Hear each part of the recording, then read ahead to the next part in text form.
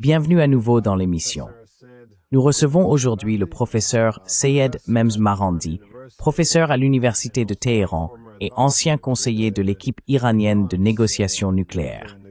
Merci beaucoup d'avoir pris le temps un dimanche de participer à l'émission.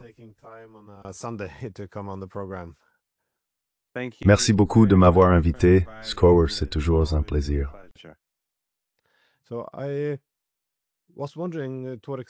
Je me demandais donc, dans quelle mesure tu penses que nous pourrions déjà être sur la voie d'une seconde attaque contre l'Iran?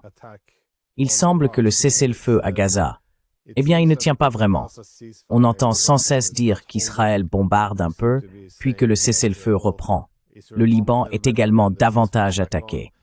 On voit le proxy syrien peut-être se préparer à une future implication. Et chose incroyable, l'ancien chef de l'État islamique est maintenant invité à la Maison-Blanche pour rencontrer Trump.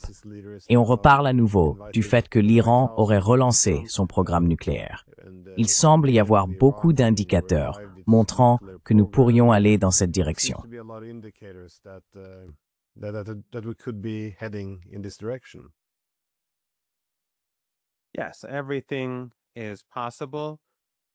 Oui, tout est possible. Et le fait que Jolani se rende à Washington, je pense, est significatif. Les États-Unis ont toujours voulu utiliser la Syrie, après la chute de l'ancien président Assad, pour faire pression sur le Liban. Ils ont menacé la Syrie et le Liban par le passé, et ont également laissé entendre que le Liban pourrait être pris par la Syrie. C'est donc une possibilité. Bien sûr, les Iraniens ne resteront pas silencieux dans un tel cas, et je pense que Jolani devrait y réfléchir à 2 fois avant d'essayer de détruire la résistance depuis l'Est.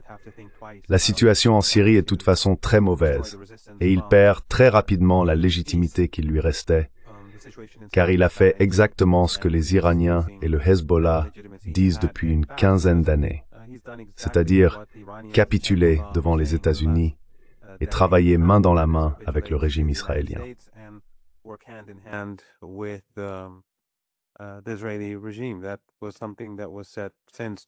C'est quelque chose que les gens disaient déjà en 2012-2013, et tout cela s'est avéré vrai. Mais la Syrie est très fragmentée et très affaiblie, et la situation économique est tout à fait catastrophique. Le pays est en train de s'effondrer. Il lui sera donc très difficile de faire grand-chose, surtout si une menace venue de Téhéran se profile. Après tout, les capacités balistiques de l'Iran sont imparables, comme nous le savons. Pour les Israéliens, peut-être, mais les drones iraniens n'ont pas besoin d'être très sophistiqués pour infliger des dégâts catastrophiques à Jolani. Et ils ne disposent d'aucune défense aérienne, pas même contre les drones.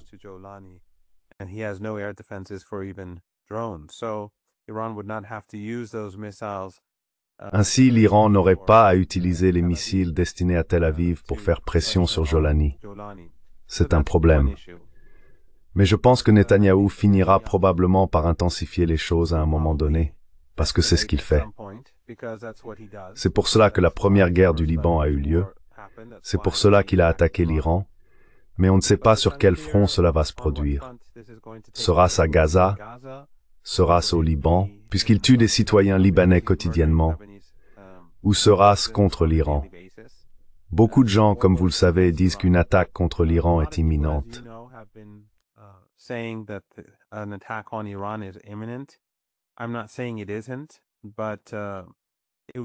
ne dis pas que ce n'est pas le cas, mais cela serait très coûteux pour Netanyahou. Et les Iraniens se préparent à un rythme très rapide depuis le cessez-le-feu ou l'arrêt des hostilités.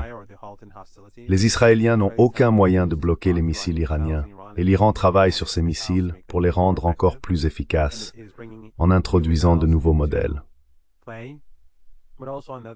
Mais d'un autre côté, les Iraniens se préparent également à défendre le pays de manière plus efficace. D'après ce que je comprends, bien que je n'ai accès à aucune information secrète, l'Iran a déjà fait beaucoup pour s'assurer qu'à l'avenir, les drones soient moins efficaces et que la sécurité intérieure soit renforcée afin de bloquer les actes subversifs de l'État islamique. D'Al-Qaïda ou d'autres groupes utilisés par les Israéliens pour mener des attaques à l'intérieur de l'Iran.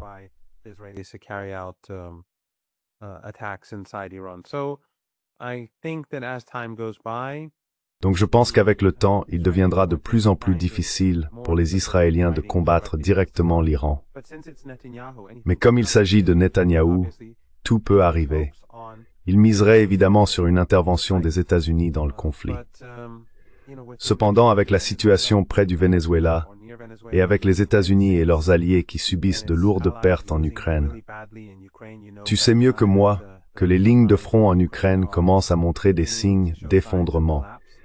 Et avec ce que je considère comme la défaite des États-Unis à la table des négociations face aux Chinois, je ne pense pas que les États-Unis aient vraiment l'appétit pour un conflit prolongé avec l'Iran. D'autant plus que Glenn, c'est quelque chose que la plupart des gens ne prennent pas en compte.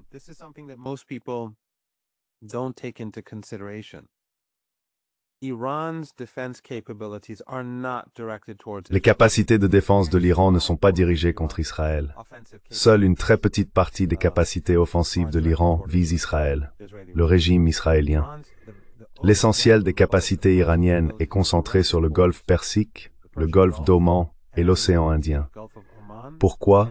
Parce que lorsque les États-Unis ont envahi l'Afghanistan puis l'Irak, encerclant de fait l'Iran, la dissuasion iranienne reposait sur la possibilité d'une attaque américaine contre le pays. Le moyen le plus efficace de contrer une telle attaque serait de détruire tout ce que les États-Unis possèdent en haute mer.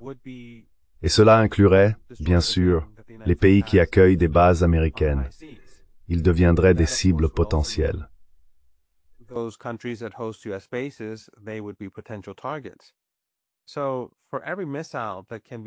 Ainsi, pour chaque missile pouvant être tiré sur Israël, des dizaines de missiles peuvent être lancés sur des positions ou des cibles dans le golfe Persique. L'Iran dispose de missiles à courte et moyenne portée, beaucoup plus mobiles et faciles à déplacer à ses fins. Et comme je l'ai dit, en bien plus grand nombre. Il en va de même pour les drones. Pour l'Iran, viser le régime israélien avec des drones est assez difficile, car ils doivent survoler l'Irak et la Syrie, et parfois peut-être le Liban pour y parvenir. L'Iran tire des drones sur Israël principalement pour les obliger à utiliser leur défense aérienne, car ces défenses coûtent bien plus cher que les drones.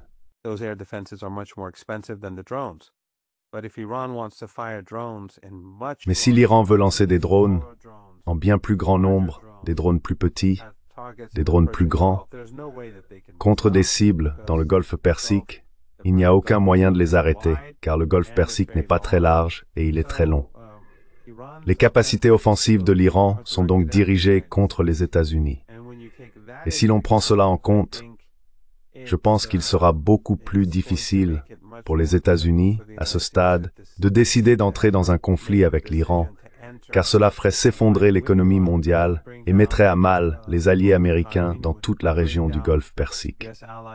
Cela rend la situation plus difficile, voire presque impossible, pour Netanyahou, de pouvoir être certain que s'il attaque l'Iran, les États-Unis le soutiendront comme il s'y attend.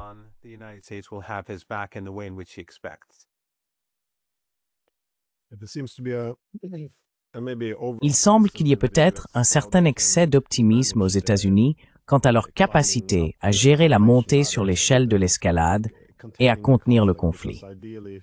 Idéalement, je pense que les États-Unis aimeraient voir l'utilisation de proxies locaux, comme Jolani en Syrie, pour attaquer les alliés de l'Iran. Puis, s'ils doivent aller plus loin dans l'escalade, faire en sorte que les Israéliens affrontent les Iraniens. Mais alors, bien sûr, les actifs américains resteraient hors de portée, puisqu'ils ne seraient pas encore impliqués. La dernière étape, bien sûr, c'est lorsque les États-Unis s'impliquent directement. Mais à ce moment-là, tous leurs moyens sont déjà en place. Mais encore une fois, comme nous l'avons vu la dernière fois, la capacité à exercer une domination totale sur l'escalade, à contrôler la manière dont on monte et descend cette échelle, est souvent surestimée. Et l'illusion de pouvoir la maîtriser est une source classique d'erreurs historiques. Je voulais poser une question sur les préparatifs. I wanted to ask about the preparations. If I could just intervene. Sorry. Yeah. Yes. One is that, first of all, the United States Armada. Tout d'abord, l'armada des États-Unis en Méditerranée est extrêmement coûteuse. Avoir une armada là-bas, puis se mobiliser simultanément pour la Méditerranée ou l'océan Indien représenterait un très lourd fardeau pour les États-Unis, tant sur le plan militaire que budgétaire. En outre, Jolani est déjà en très grande difficulté. Ce n'est pas sans raison qu'il est allé à Moscou. Il s'est rendu à Moscou et son ministre de la Défense s'y est également rendu, en raison de la situation très difficile à laquelle ils sont confrontés. Le pays est en train de s'effondrer, ils n'ont pas le contrôle du Sud, ils n'ont pas le contrôle de l'Est, et dans le Nord, la sécurité est très faible. Dans certains endroits, il n'y a aucune sécurité du tout.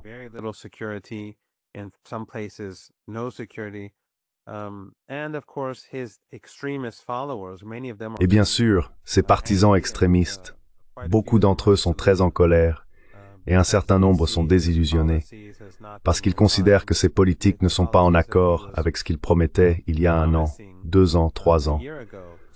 Autrement dit, vous savez, un nettoyage ethnique radical, des massacres, et l'imposition du wahhabisme et du salafisme.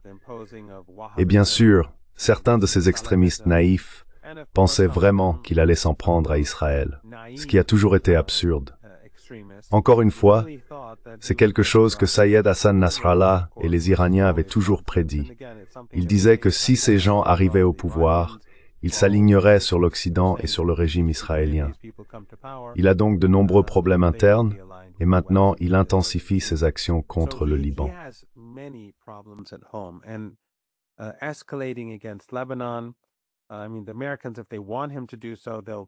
Je veux dire, les Américains, s'ils veulent qu'il le fasse, lui mettront quelques carottes sous le nez.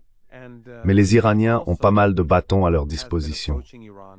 Il a également cherché à se rapprocher de l'Iran, directement et indirectement, pour normaliser les relations. Donc s'il était dans une position aussi forte, il ne ressentirait pas le besoin de se tourner vers l'Iran. Jusqu'à il y a 2 ou 3 semaines, je sais que les Iraniens n'avaient pas répondu à ces demandes. Je ne sais pas ce qu'il en est des 2 dernières semaines, car j'ai voyagé, mais jusqu'à présent les Iraniens l'ont ignoré. Et il a effectivement besoin de l'Iran pour de nombreuses raisons. L'une d'elles est que l'Iran a de nombreux alliés en Syrie, partout en Syrie, un très grand nombre de personnes, car après tout, l'Iran y avait sa propre armée, composée principalement de Syriens sunnites. Ces gens sont favorables à l'Iran, et d'un autre côté, d'un point de vue économique, ils ont besoin de l'Iran, car la raffinerie est conçue pour consommer du pétrole iranien.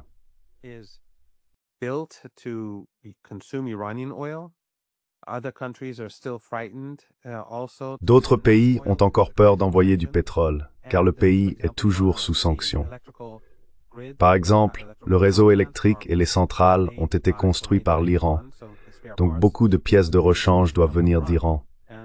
Sans la coopération iranienne, la vie devient encore plus difficile. Il n'est donc pas clair jusqu'où les Américains peuvent aller dans ces circonstances. Et encore une fois, le temps ne joue pas vraiment en faveur des Américains ni des Israéliens. Comme vous l'avez justement souligné, il n'y a pas de véritable cessez-le-feu. Chaque jour, ils assassinent des Palestiniens et des Libanais. Cela continue de susciter la colère des gens dans le monde entier contre le régime israélien. Même aux États-Unis, l'opinion à l'égard du régime israélien ne cesse de se détériorer. On peut le voir simplement en regardant Candace Owens ou d'autres personnalités publiques qui se sont engagées. Ils se déchirent.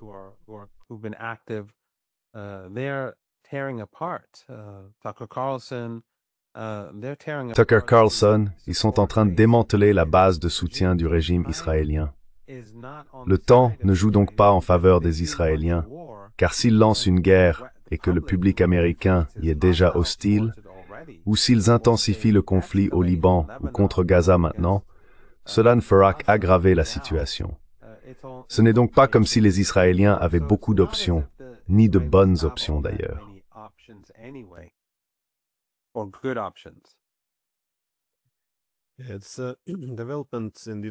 C'est une évolution aux États-Unis. C'est intéressant, surtout parce qu'il y a eu davantage de critiques venant de la gauche politique, mais désormais aussi de la droite politique, qui devient de plus en plus critique envers Israël. Je pense que c'est un développement intéressant, car avec l'arrivée de Trump, Il a vraiment insufflé beaucoup d'énergie derrière l'idée de l'Amérique d'abord. Cependant, il a semblé en perdre le contrôle, car dans son esprit, l'Amérique d'abord devait signifier exactement ce qu'il pensait que cela signifiait. Mais beaucoup de ceux qui l'avaient galvanisé pensaient que l'Amérique d'abord voulait dire placer leur propre pays avant tous les autres, y compris Israël. Ainsi, maintenant, lorsqu'il essaie de modifier le sens, en disant que l'Amérique d'abord signifie se tenir aux côtés d'Israël et se battre avec lui jusqu'au bout, cela ne colle pas vraiment.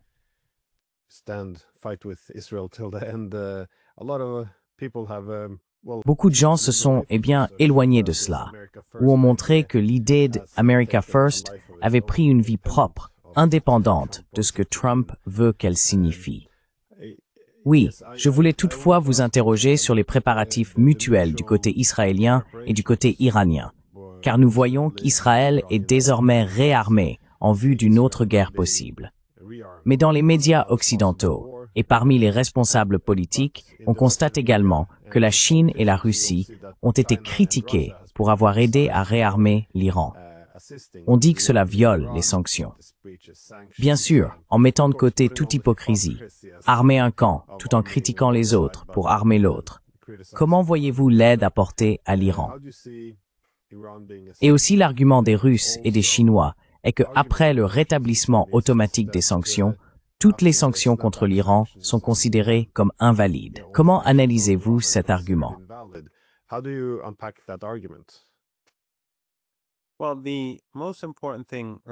Eh bien, l'aspect le plus important de la lettre conjointe des ministres des Affaires étrangères iraniens, russes et chinois adressée au Conseil de sécurité de l'ONU, ainsi que de la déclaration publique qu'ils ont publiée, est que, puisqu'ils ne reconnaissent plus les sanctions de l'ONU contre l'Iran, ils s'autorisent de fait à exporter ce qu'ils veulent vers l'Iran.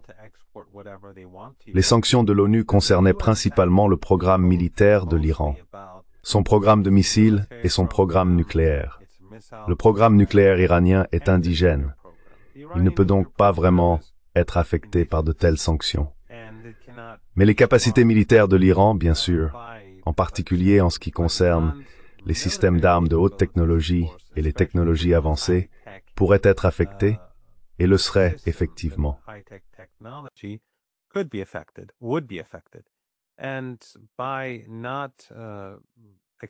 Et en n'acceptant pas les sanctions de l'ONU, les Chinois et les Russes peuvent fournir à l'Iran tout ce qu'ils veulent.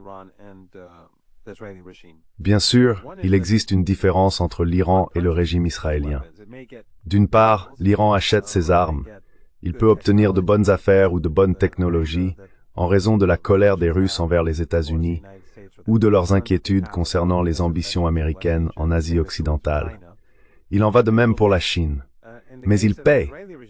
Dans le cas du régime israélien, alors qu'il commet un génocide, il reçoit une aide des États-Unis et des Européens. Ainsi, il n'achète pas grand-chose. On leur offre des armes en cadeau pour tuer des Iraniens, des Libanais, des Palestiniens, des citoyens yéménites ou irakiens.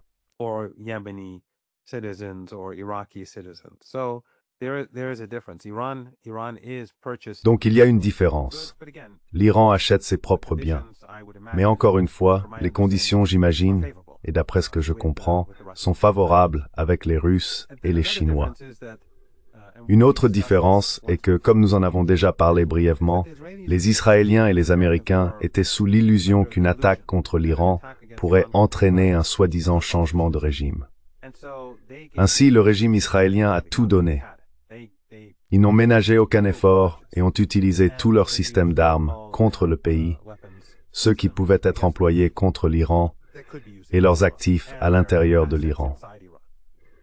Les Iraniens ont été pris au dépourvu, et en plus de cela, ils n'ont jamais utilisé une grande partie de leur propre système d'armes.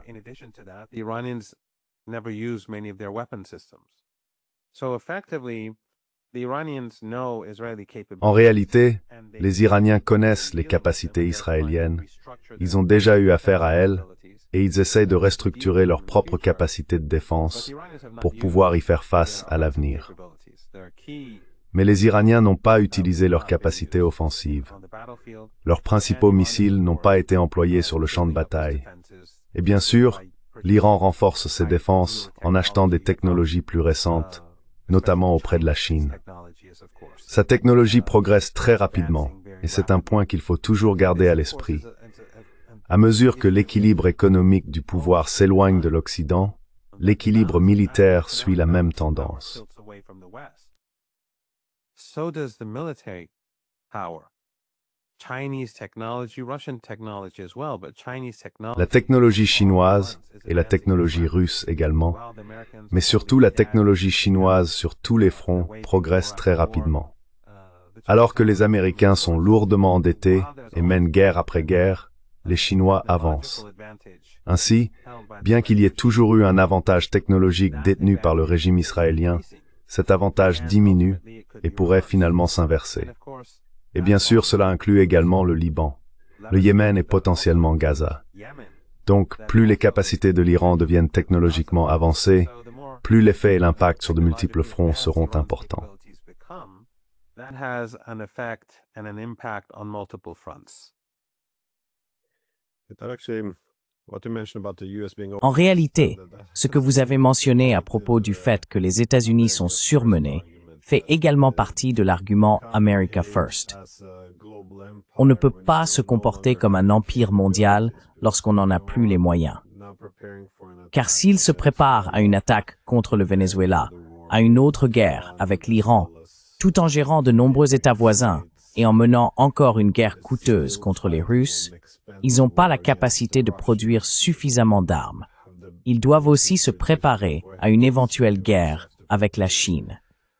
Autrement dit, quand on essaye de tout faire en même temps, on ne peut plus vraiment faire grand-chose. Les priorités sont essentielles ici. Et lorsque chaque coin du monde devient une priorité et qu'il faut affronter tout le monde simultanément, oui, on finit par perdre du terrain au bout d'un moment. Et les Chinois, qui se tiennent à l'écart de toutes les guerres, avanceront évidemment à toute vitesse avec leur technologie.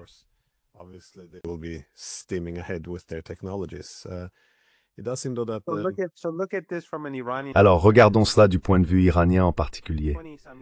Il y a une vingtaine d'années, en 2003 je crois, l'Iran faisait partie de l'axe du mal. Il avait été désigné par Bush comme le centre, évidemment, de cet axe. À cette époque, les États-Unis, alors bien plus puissants qu'aujourd'hui, se concentraient sur le renversement ou le changement de régime en Iran. Le pays était perçu comme le cœur de leurs problèmes mondiaux. Aujourd'hui, l'Iran fait partie de nombreuses entités dites maléfiques, et certaines d'entre elles sont assez importantes, comme la Chine ou la Russie. Les États-Unis ne peuvent donc plus se concentrer sur l'Iran comme ils le faisaient auparavant. Toutes ces entités maléfiques se rapprochent de plus en plus les unes des autres, si bien que les capacités américaines sont dispersées, tandis que celles de l'Iran se renforcent. Et en plus de cela, tous ces autres pays se rapprochent également les uns des autres, offrant de nouvelles opportunités pour renforcer leurs économies.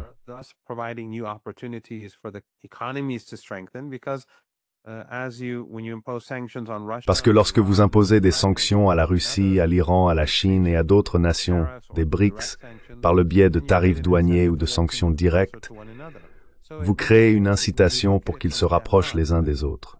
Ainsi, si l'on se place du point de vue de Téhéran, l'Iran a l'avantage, et avec le temps, cet avantage se renforce, car ces pays continuent de se rapprocher.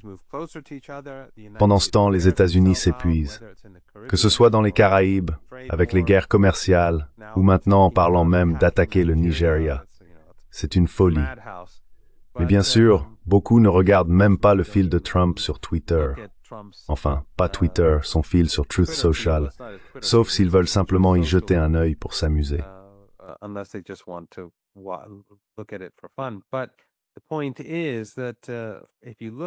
Mais le fait est que si l'on regarde la situation depuis Téhéran, on se sent aujourd'hui bien plus puissant à l'échelle mondiale qu'il y a 2 décennies et demie. Et puis bien sûr, il y a le facteur supplémentaire qu'est la guerre de 12 jours, qu'Iran a déjà vécu et dont il est sorti vainqueur.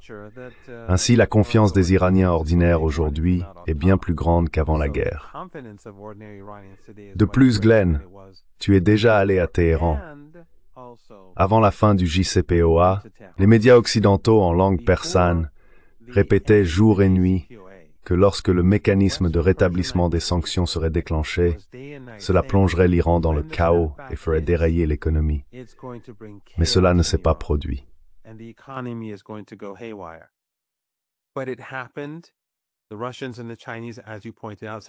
Les Russes et les Chinois, comme vous l'avez souligné, ont déclaré « nous ne l'acceptons pas ».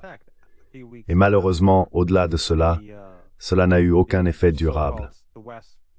Quelques semaines après que le soi-disant Occident a mis en œuvre son mécanisme de rétablissement et que le JCPOA a pris fin, les quelques semaines difficiles pour l'économie se sont progressivement dissipées et les choses sont revenues à la normale. Il n'y a donc plus vraiment de crainte des sanctions en Iran. Il n'y a plus de peur de ce que la guerre pourrait faire au pays. Le pays est plus confiant, il a davantage d'options et il a le sentiment d'avancer dans la bonne direction, tandis que les Américains et le régime israélien vont dans la direction opposée.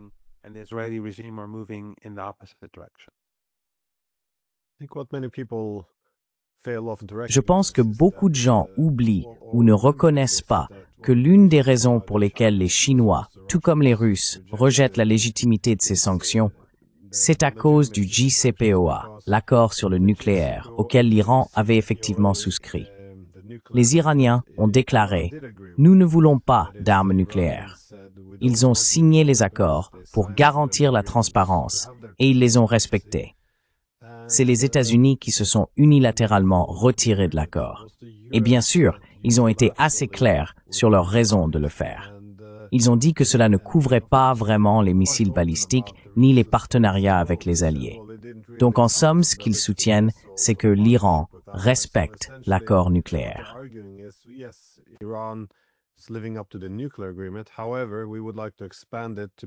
Cependant, nous aimerions l'élargir pour qu'il s'agisse essentiellement d'une capitulation, couper les liens avec tous les alliés et également limiter les capacités militaires conventionnelles au cas où, vous savez, quelqu'un, pas nous, voudrait vous attaquer à l'avenir. Donc c'est en quelque sorte, vous savez, très évident que cela venait des États-Unis. Je veux dire, il est très difficile de soutenir le contraire, à savoir que ce n'était pas une démarche très unilatérale, et les Iraniens ont même continué à respecter des éléments clés de l'accord. Mais maintenant que les Européens imposent ces sanctions de rétablissement pour des raisons qui semblent très douteuses, étant donné que les Iraniens étaient disposés à ouvrir leurs portes à l'AIEA, on doit se demander quel est le but de tout cela.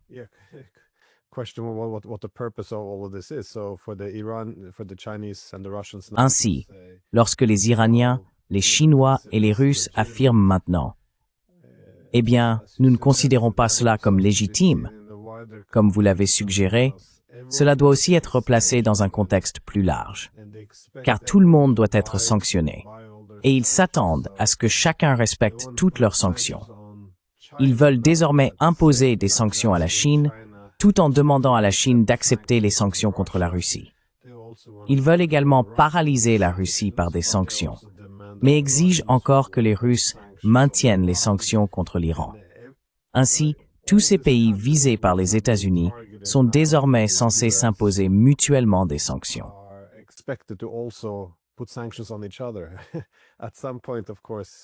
À un moment donné, bien sûr, comme vous le suggérez, ils devront se rapprocher pour coopérer sur la sécurisation des chaînes d'approvisionnement, des technologies, de la coopération industrielle et de la connectivité physique de base, transport, banque, monnaie, et tout cela.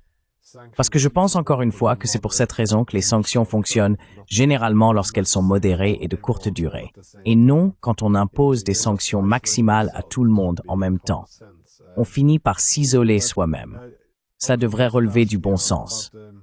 Mais je voudrais simplement poser une question. Vous avez mentionné que les Israéliens, que l'Iran en était sorti gagnant. Et vous savez, certains diraient oui, c'est le régime iranien. Mais il y a eu un reportage sur la chaîne 13 israélienne où apparemment de nombreux généraux et hauts responsables de la sécurité auraient fortement insisté pour un cessez-le-feu parce qu'ils étaient dépassés par l'Iran. Savons-nous autre chose à ce sujet? do we know anything else about this, or? Well, before I respond to that, I'd just like to add that Eh bien, avant d'y répondre, j'aimerais simplement ajouter que les sanctions, ou plutôt les tarifs et les sanctions, contre la Chine, la Russie, l'Iran et d'autres, ne servent pas seulement de catalyseur pour accélérer l'intégration et la coopération entre ces pays du Sud global, en Asie, au sein des BRICS et de l'Organisation de coopération de Shanghai, mais elles suscitent également de la crainte.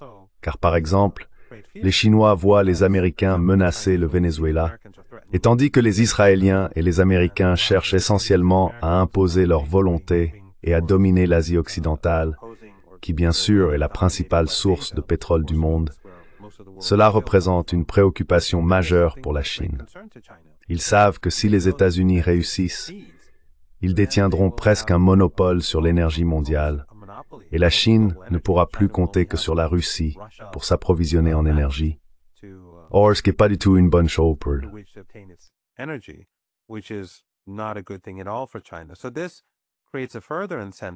Cela crée donc une incitation supplémentaire pour la Chine à coopérer avec l'Iran, car les Chinois savent que, tout comme une défaite de la Russie face à l'OTAN serait catastrophique, une défaite de l'Iran et de l'axe de la résistance en Asie occidentale le serait également pour la Chine. Les incitations agissent donc à plusieurs niveaux. De plus, ce qui s'est passé, et que je devrais ajouter, c'est que pendant que l'Iran négociait avec les États-Unis, ces derniers ont ensuite conspiré avec Netanyahou pour attaquer l'Iran.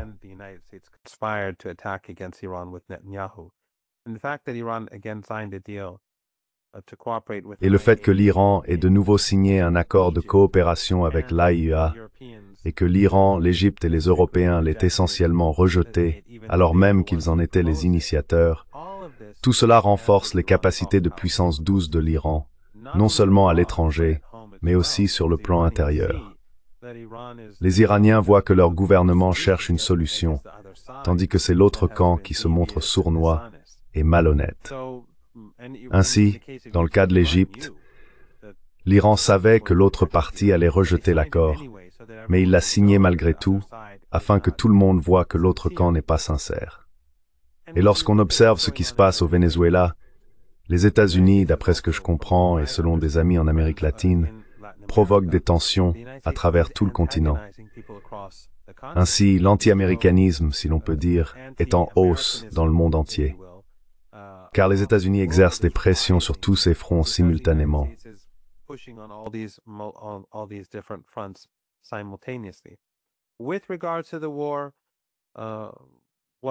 En ce qui concerne la guerre, ce que nous savons, par exemple d'après Steve Bannon, qui est une figure clé de la politique américaine et peut-être l'une des deux personnes les plus importantes du mouvement MAGA aux côtés de Tucker Carlson, c'est que, d'après ce qu'il a dit juste après la fin de la guerre, et il l'a dit à au moins 2 reprises dont je suis au courant, car je l'ai entendu dans 2 extraits distincts, les États-Unis sont venus au secours de Netanyahou. Netanyahou avait besoin d'un cessez-le-feu, et au cours des derniers jours, Israël subissait de très lourdes frappes. Les États-Unis discutaient donc avec les Iraniens, essayant de convaincre l'Iran d'arrêter la guerre. Et si vous vous souvenez, Trump, eh bien ce n'était pas vraiment un cessez-le-feu. L'Iran n'a pas accepté un cessez-le-feu, il a accepté une suspension des hostilités.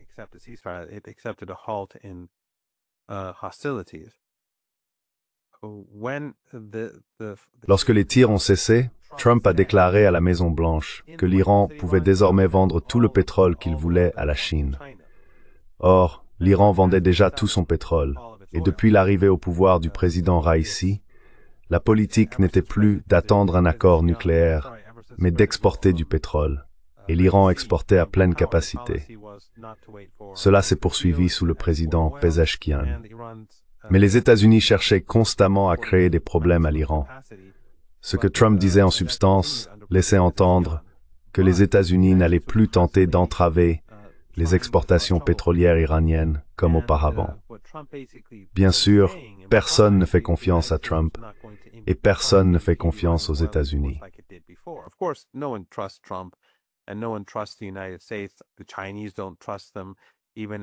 Les Chinois ne leur font pas confiance, même après cet incident, cet accord qu'ils ont conclu à Séoul. Les Russes non plus, car ils changent sans cesse de position et d'avis. Mais en tout cas, il est clair que l'Iran a contraint les États-Unis à accorder certaines concessions afin qu'ils acceptent une cessation des hostilités. Donc, si l'Iran n'avait pas l'avantage, pourquoi les Israéliens auraient-ils arrêté la guerre?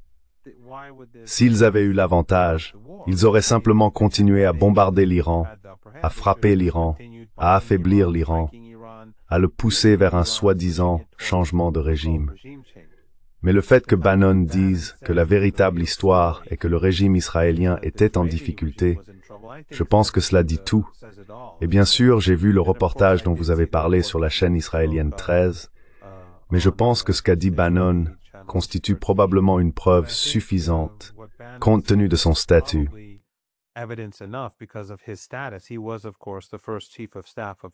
Il était, bien sûr, le premier chef de cabinet de Trump avant qu'il ne se brouille pendant le premier mandat. Mais son influence reste considérable. Lui et Bannon, tout comme Tucker Carlson, sont très bien informés. En fait, quelques heures avant la guerre, peut-être littéralement quelques heures, peut-être même un jour avant, je ne me souviens plus, j'ai vu Bannon dire dans son émission, tout comme il l'a répété plus tard, après la suspension des hostilités, que 2 semaines avant le début des combats, il avait déclaré « Nous allons avoir une guerre. Elle est sur le point de commencer. » Donc même avant que les Israéliens ne commencent à frapper l'Iran, ou que les Américains ne le fassent, je ne me souviens plus exactement quand c'était, il était déjà informé. Je pense que c'était juste avant la frappe américaine. Il savait donc. Ces informations, ces sources à la Maison-Blanche, même au Pentagone, dans l'ensemble de l'établissement politique exceptionnellement bonnes.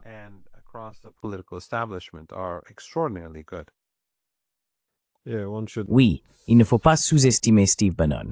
D'un côté, c'est un propagandiste, mais de l'autre, il est très bien connecté et souvent en avance sur son temps.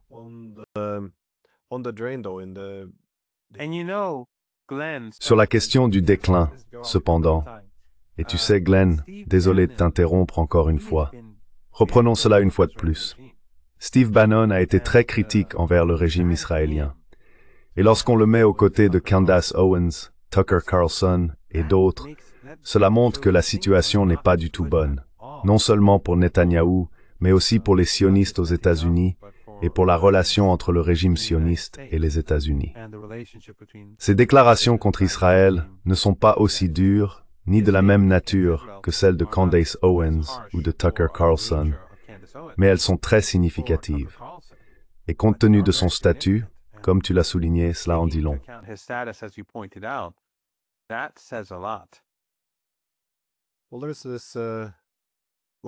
Eh bien, il y a, disons, une division aux États-Unis sur la question de savoir dans quelle mesure c'est un atout ou un fardeau. Il y a ce célèbre discours de Joe Biden des années 80 ou 90, où il explique que s'il n'y avait pas Israël, il faudrait en inventer un, car c'est un excellent partenaire pour les États-Unis, capable de projeter sa force au Moyen-Orient. Mais de l'autre côté, certains soutiennent qu'en réalité, non, qu'Israël ne cesse de nous affaiblir au Moyen-Orient. Il y a donc aujourd'hui un glissement vers cette seconde vision. Et à l'époque de America First, et aussi, je suppose, dans un contexte de déclin impérial, que nous observons, il y a cet instinct de commencer à hiérarchiser les priorités et à prendre des décisions difficiles qu'ils n'avaient pas à prendre auparavant.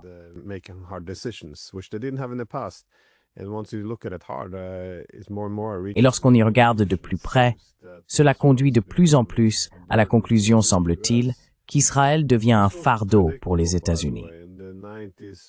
C'était prévisible d'ailleurs, déjà dans les années 1990, lorsque toutes les discussions sur l'unipolarité avaient lieu. Tout le monde, enfin, pas tout le monde, mais les critiques de l'unipolarité, soutenaient que celle-ci serait par nature temporaire, car elle épuiserait les ressources, non seulement matérielles et humaines, mais aussi la réputation internationale. Si vous vous souvenez des années 1990, pour ceux d'entre nous qui travaillaient dans les universités ou étudiaient dans les années 90 et 2000, on nous présentait toujours le concept de puissance douce, parce que les États-Unis étaient tellement admirés et leur pouvoir d'attraction si fort que cela en était devenu une catégorie de puissance à part entière. This was a power category of its own. Anyways, Mais il est intéressant de constater que par le passé, si par exemple les Russes envoyaient des armes à l'Iran, ils devaient le nier, s'en excuser ou le dissimuler. Mais hier encore, on a demandé à Sergei Lavrov, « Fournissez-vous des armes à l'Iran ?» Et il a répondu, « Oui, eh bien, nous envoyons quelques avions Sukhoi, nous envoyons le système de défense aérienne S-400. » Et il n'y a plus besoin de s'excuser, ni de faire semblant d'avoir commis une faute. Toute cette dynamique de pouvoir a disparu. Je pense que les gens ignorent souvent à quel point c'est extraordinaire. Que même maintenant, alors qu'ils essayent d'améliorer leurs relations avec les États-Unis, ils ne vont toujours pas se plier à ce genre d'étrange culpabilisation. De toute façon, ma dernière question portait sur le cessez-le-feu à Gaza, car un peu comme en Ukraine, il semble reposer sur l'idée d'un cessez-le-feu sans règlement politique. Et d'une manière ou d'une autre, il tiendrait. Mais maintenant, on voit Trump presque encourager des attaques contre le Hamas si nécessaire. Alors, ils bombardent un peu, tuent quelques Palestiniens, puis disent « Bon, d'accord, le cessez-le-feu est de nouveau en vigueur ». Il y a aussi une volonté de mettre en place une force internationale, mais cela ne semble pas encore se concrétiser. Comment voyez-vous cela, compte tenu de tous ces développements? Comment voyez-vous ce que l'on pourrait appeler un cessez-le-feu post-guerre froide, ou un cessez-le-feu post-conflit réellement tenir? Parce qu'aucun des plans ne semble aboutir.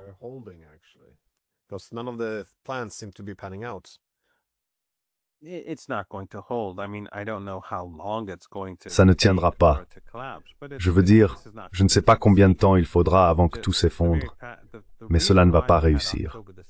La raison pour laquelle nous avons eu le 7 octobre, c'est que le régime israélien étranglait le peuple palestinien.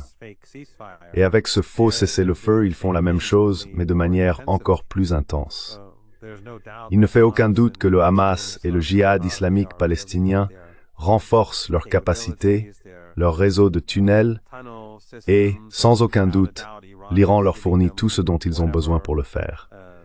Sans aucun doute, le Yémen développe de nouvelles technologies et de nouvelles capacités, et avec l'évolution de la relation entre l'Iran, la Russie et la Chine, cela est de bon augure pour les entités, pays, groupes et organisations alliés à l'Iran.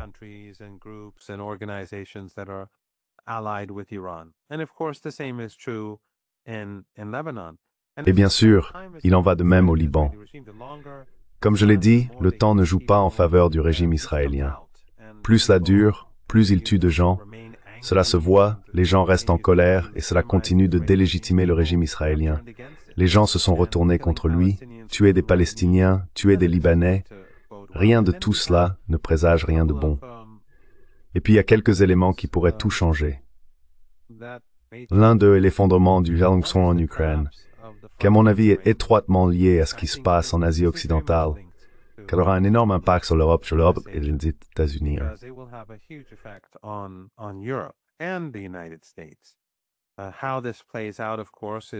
La façon dont tout cela va se dérouler est bien sûr incertaine.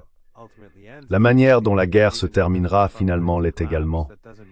Car même si les lignes de front s'effondrent, cela ne signifie pas nécessairement que le régime ukrainien s'effondrera. Et vous savez, il pourrait y avoir une hostilité constante pendant des années. Mais un effondrement aurait, je pense, un énorme impact psychologique sur l'Occident. Le deuxième facteur concerne les bulles économiques dont on parle, en particulier la bulle de l'IA. Si cette bulle éclate, je pense que les conséquences seront énormes pour le régime israélien, pour tous les alliés des États-Unis et pour les États-Unis eux-mêmes.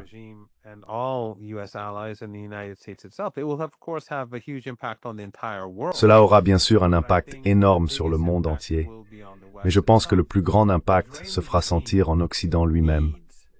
Le régime israélien a besoin de l'Occident pour continuer d'exister, il en a besoin, car seul, il n'est qu'une coquille vide, il est totalement dépendant. Ce n'est pas comme l'Iran. Comme je l'ai dit plus tôt, l'Iran achète des armes. Certes, la relation avec la Russie et la Chine évolue, il y a plus d'échanges, plus de commerce. Les Russes fourniront une meilleure technologie, les Chinois fourniront une meilleure technologie, mais l'Iran achète ce dont il a besoin. Les Israéliens, eux, sont totalement dépendants. Et à mesure que l'Europe s'effondre, encore une fois, je ne veux pas exagérer, je parle en termes relatifs.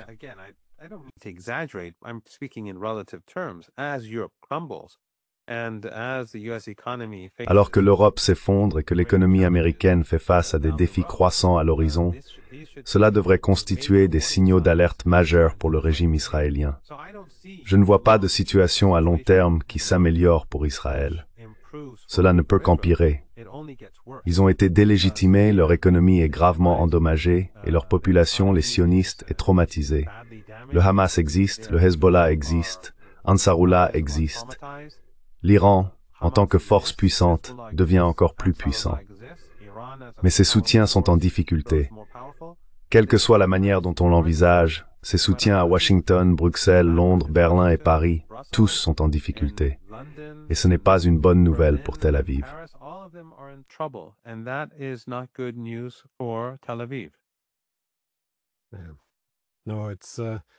Je l'ai fait.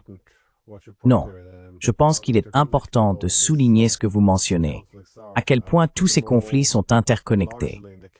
Je les classerai en grande partie dans la catégorie des tentatives de renverser le déclin de l'ère hégémonique. Mais comme vous l'avez suggéré, chaque fois que cela s'intensifie, cela implique une plus grande partie du monde. Donc non, il semble que cela aille dans une seule direction. En guise de remarque finale, je me souviens du moment unipolaire. Il a été inventé par Krauthammer en 1990, et c'est un article qui mérite d'être lu, car il comporte un élément manquant dans sa logique. Il souligne que la répartition du pouvoir est désormais unipolaire, c'est simplement ainsi, et que nous allons devoir diriger le monde. Un jour, dans le futur, il sera probablement multipolaire, et alors nous nous adapterons.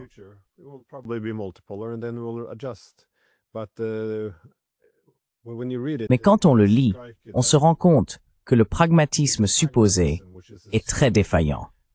On ne peut pas diriger un pays, une classe politique entière, pendant 3 décennies, en partant du principe que c'est presque un droit divin de diriger le monde.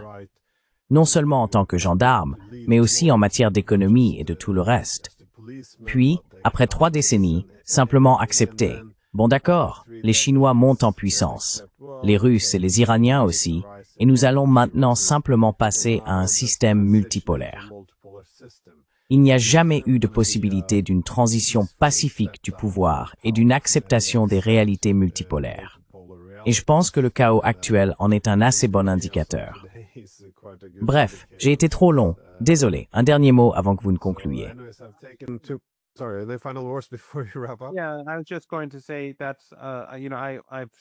Oui, j'allais justement dire que vous savez, je l'ai déjà dit à de nombreuses reprises, les États-Unis, eh bien, je pense que 2 choses les ont vraiment changés.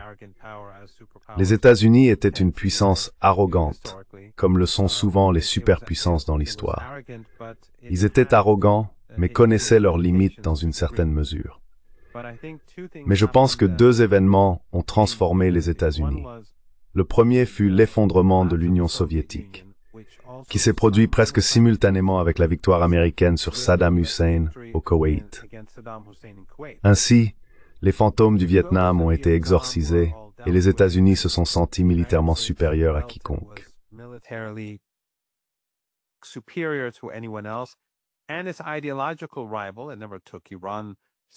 Et son rival idéologique, il n'a jamais pris l'Iran ni l'axe de la résistance au sérieux, mais ce rival s'était effondré. Cela a donc rendu les États-Unis beaucoup plus arrogants. Lorsque le monde multipolaire a commencé à émerger, les États-Unis ne se comportaient plus comme ils l'avaient fait avec l'Union soviétique. Il n'y avait plus de respect pour leur adversaire. Les États-Unis se sentaient propriétaires du monde entier. Ils étaient aux commandes. Et ces puissances montantes, par conséquent, devaient être traitées d'une main lourde. Les États-Unis ne peuvent pas s'adapter parce que, à mon avis, la mentalité a changé avec l'effondrement de l'Union soviétique et leur victoire sur Saddam Hussein, d'une manière qui a rendu encore plus difficile la gestion des adversaires. which it became all the more difficult to deal with adversaries. So the United States was better equipped to deal with the Ainsi, les États-Unis étaient mieux équipés pour faire face à un adversaire puissant pendant la guerre froide, mais ils n'ont pas su gérer les adversaires moins importants au départ.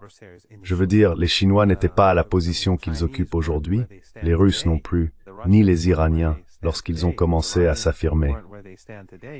Mais l'intolérance des États-Unis envers la montée progressive des pays du Sud global était évidente. Et cela, je pense, ne fait que s'intensifier, ou, comme je l'ai dit plus tôt, agit comme un catalyseur pour rassembler tous ces pays et accélérer le déclin des États-Unis et de l'Occident, tout en rendant le monde bien plus dangereux. But also making the world a much more dangerous place. Very much agree. And as the Bannons, Je suis tout à fait d'accord.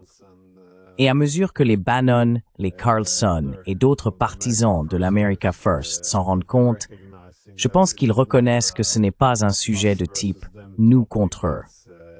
C'est vraiment une question de savoir dans quelle mesure tout cela sert aussi les intérêts de l'Amérique. Alors merci beaucoup d'avoir pris le temps, surtout encore une fois un dimanche. J'apprécie vraiment. C'est un honneur, Glenn. Merci beaucoup de m'avoir invité.